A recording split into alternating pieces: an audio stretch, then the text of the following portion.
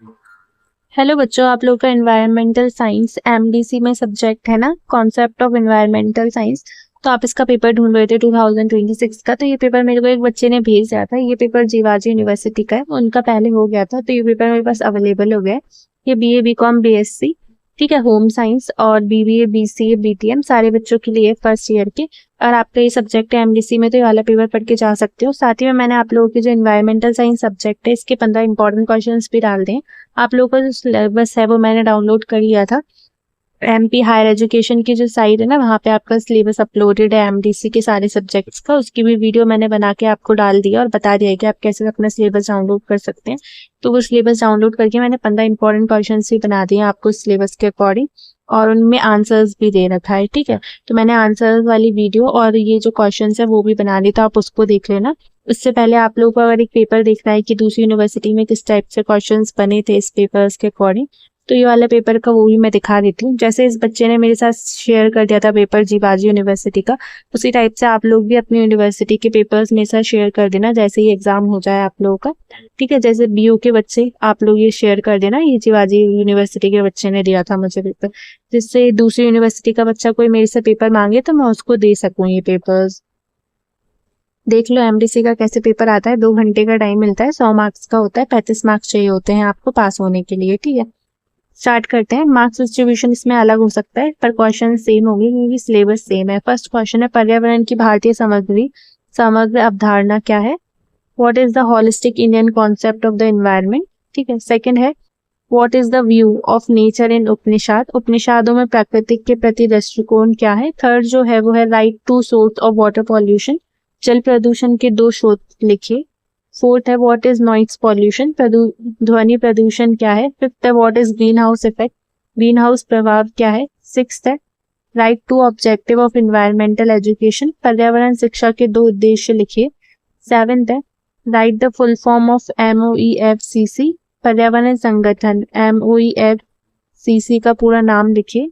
Eight है, what is the main objective of WWF, WWF का मुख्य उद्देश्य क्या है? 9th क्वेश्चन है, व्हाट इज सस्टेनेबल डेवलपमेंट, सतत विकास क्या है? 10th है, प्राचीन भारत में मौसम मापन के एक साधन का नाम लिखिए। Name one method of weather observation in ancient India. 9th है, what is ozone layer depletion, ozone परत का संरक्षण क्या है? 12th है, एक्सप्लेन एसिड रेन, अम्लीय वर्षा को समझाइए। फिर सेक्शन बी है, उस टाइप में उसमें किस टाइप से क्वेश्चन थे? 2 क्वेश्चन, दूसरा जो क्वेश्चन था वो था, दूसरे में पॉइंट में क्वेश्चन से, explain the importance and scope of environmental science, पर्यावरण विज्ञान का महत्व एवं क्षेत्र समझाइए। सेकेंड है, describe environmental protection as per इन कौटिल्याज अर्थशास्त्र, कौटिल्य के अर्थशास्त्र के अनुसार पर्यावरण संरक्षण का वर्णन कीजिए। थर्ड है, explain source and effect of air pollution, वायु प्रदूषण के स्रोता एवं प्रभाव का वर्णन कीजिए। फोर्थ जो क्वेश्चन है, write a short note on bio medical waste pollution, जैव चिकित्सा अपशिष्ट प्रदूषण पर एक संक्षिप्त टिप्पणी लिखिए।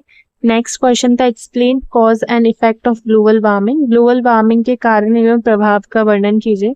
नेक्स्ट क्वेश्चन था, write a short note on acid rain, अम्लीय वर्षा पर एक संक्षिप्त टिप्पणी लिखिए। 7th है, discuss environmental education in Gurukul system, Gurukul प्रणाली में पर्यावरण शिक्षा की व्याख्या कीजिए। नेक्स्ट जो क्वेश्चन था, किन्हीं दो पर संक्षिप्त टिप्पणी लिखिए। ए है, केंद्रीय प्रदूषण नियंत्रण बोर्ड के कार्य, राष्ट्रीय हरित अधिकरण।